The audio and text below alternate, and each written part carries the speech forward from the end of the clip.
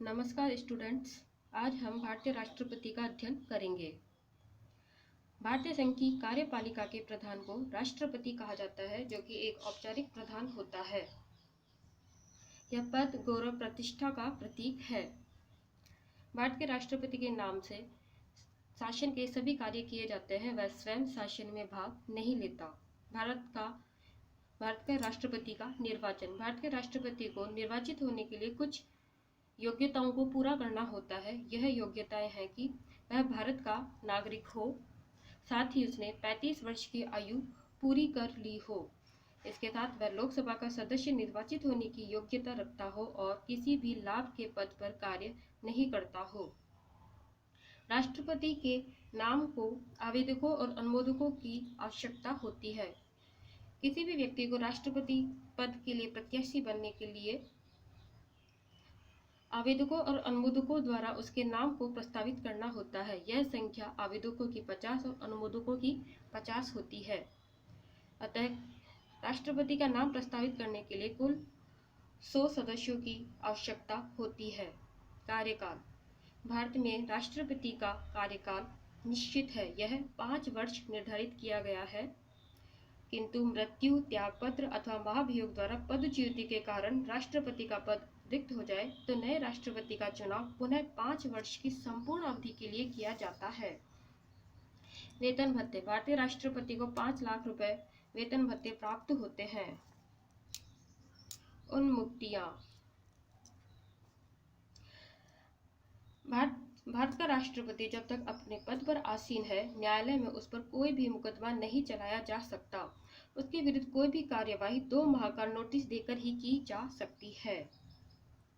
महाभियोग की प्रक्रिया।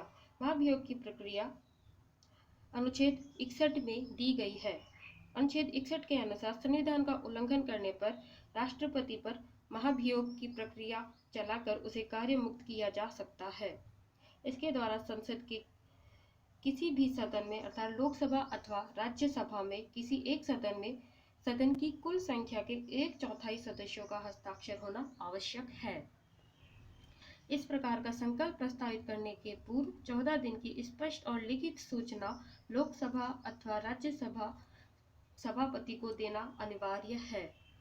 महाभियोग प्रस्ताव सदन की कुल सदस्य संख्या के कम से कम 2/3 सदस्यों के बहुमत द्वारा पारित होना चाहिए। अर्थात महाभियोग की प्रक्रिया अनुच्छेद 61 में तब लागू होती है जब राष्ट्रपति संविधान का उल्लंघन करता है और महाभियोग की प्रक्रिया द्वारा राष्ट्रपति को उसके पद से हटाया जा सकता है। इसके लिए संसद के सदन, चाहे वो लोकसभा हो या राज्यसभा, किसी एक सदन में कुल सदस्यों की 1/4 सदस्यों के हस्ताक्षर होने के बाद संकल्प प्रस्तावित किया जाता है, जो कि 14 दिन पूर्व दिया जाता है। यदि सदन अपने सदस्यों की कम से कम 2/3 सदस्यों के बहुमत द्वारा इस प्रस्ताव को पारित कर देता है तो यह प्रस्ताव दूसरे सदन में जाता है। अर्थात जब एक सदन प्रस्ताव पारित कर देगा तो उसे दूसरे सदन में विचारार्थ भेजा जाएगा। यह दूसरा सदन महाभियोग के कारणों की जांच करेगा कि किन कारणों के आधार पर राष्ट्रपति पर महाभियोग लगाया गया है। यदि दूसरा सदन भी 2/3 बहुमत द्वारा प्रस्ताव को पारित कर देता है तो राष्ट्रपति को अपना स्थान रिक्त करना पड़ेगा।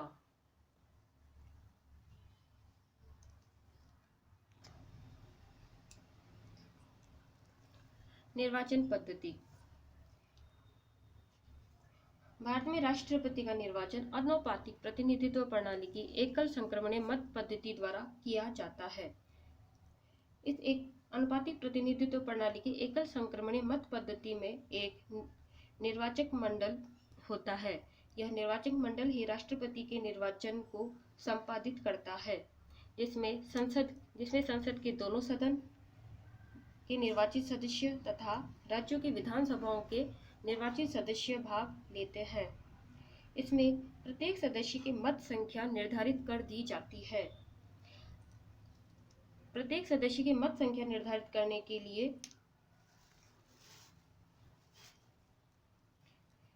सूत्र काम में लिया जाता है। विधानसभा के निर्वाचित सदस्य के मत का मूल्य इस प्रकार निर्धारित किया जाता है राज्य की कुल जनसंख्या बटे राज्य विधानसभाओं के निर्वाचित सदस्यों की कुल संख्या भाग 1000, अर्थात राज्य की जो कुल जनसंख्या है उसमें राज्य की जो विधानसभा के निर्वाचित सदस्य हैं उनका भाग दे दिया जाता है। इसी प्रकार संसद के प्रत्येक सदस्य के भी मत का मूल्य निकाला जाता है, जो कि समस्त विधानसभाओं के कुल सदस्यों के प्राप्त मतों की संख्याओं का योग बटे संसद के दोनों सदनों के निर्वाचित सदस्यों की कुल संख्या होता है। अर्थात संसद के प्रत्येक सदस्य के मत का मूल्य समस्त राज्य की विधानसभाओं के कुल सदस्यों द्वारा दिए गए वैध मतों की कुल संख्याओं का योग बटे उस संसद के दोनों सदनों के निर्वाचित सदस्यों की कुल संख्या का भाग दिए जाने पर जो प्राप्त होता है वह है। इस सूत्र का उद्देश्य विभिन्न राज्यों में जनसंख्या के आधार पर एक रूपता लाने की कोशिश की गई है। अर्थात भारत में विभिन्न राज्यों में अलग अलग जनसंख्या है, अतः राष्ट्रपति के निर्वाचन में मत का मूल्य इसलिए निर्धारित किया जाता है ताकि विभिन्न राज्यों में जो जनसंख्या है उनमें एक रूपता बनी रहे।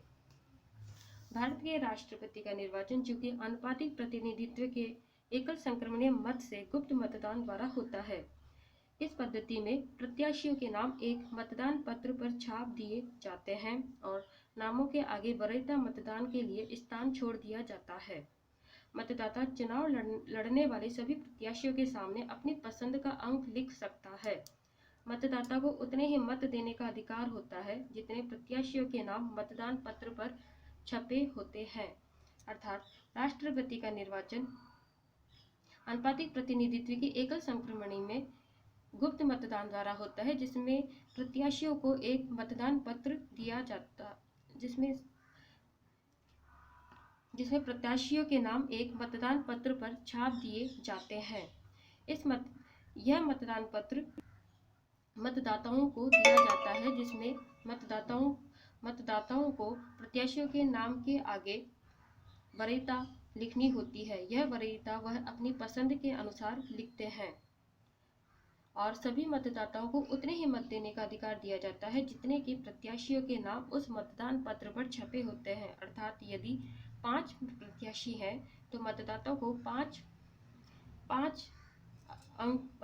वरीयता प्रदान करने का मौका मिलेगा। अर्थात 5 प्रत्याशी हैं तो उन्हें 5 मत देने का मौका मिलेगा। भारत में राष्ट्रपति को निर्वाचन में स्पष्ट कोटा प्राप्त होना चाहिए। यह स्पष्ट कोटा अर्थात भारत का राष्ट्रपति बहुमत से निर्वाचित नहीं होता, बल्कि उसे कुल मतदान संख्याओं का स्पष्ट बहुमत प्राप्त होना चाहिए।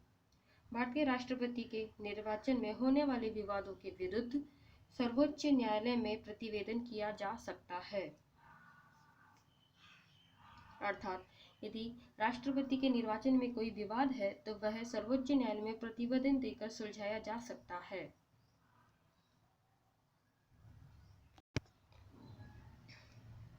भारत में राष्ट्रपति का निर्वाचन अप्रत्यक्ष होता है, यह प्रत्यक्ष नहीं होता।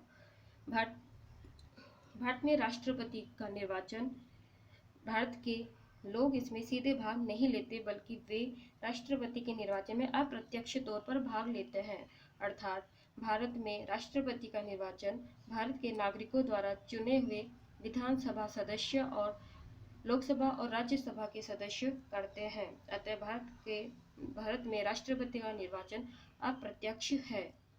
भारत में राष्ट्रपति का निर्वाचन अप्रत्यक्ष इसलिए रखा गया है क्योंकि भारत में जनसंख्या अत्यधिक है। अत्यधिक जनसंख्या के कारण भारत में राष्ट्रपति का निर्वाचन प्रत्यक्ष करना सुविधाजनक नहीं है, यह एक जटिल प्रक्रिया हो जाएगा।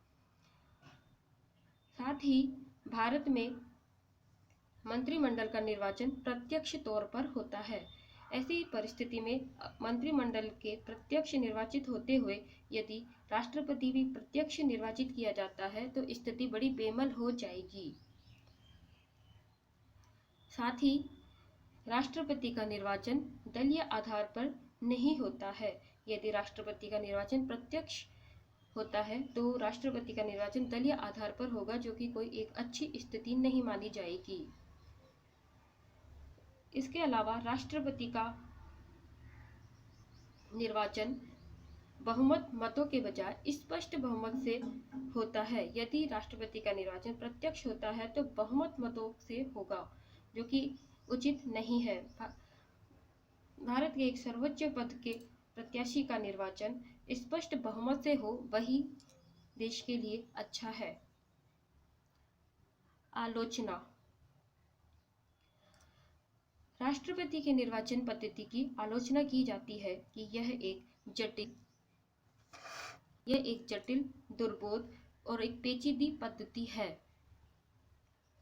यह पद्धति आसानी से किसी के समझ में नहीं आती। आनुपातिक प्रतिनिधित्व की जो एकल संक्रमणीय मत पद्धति है, इसमें मतदाताओं को वरीयता क्रम लिखना होता है और अक्सर मतदाता अपनी वरीयता क्रम लिखने में गलती कर देते हैं, जिससे उनके वैध मत भी अवैध घोषित हो जाते हैं।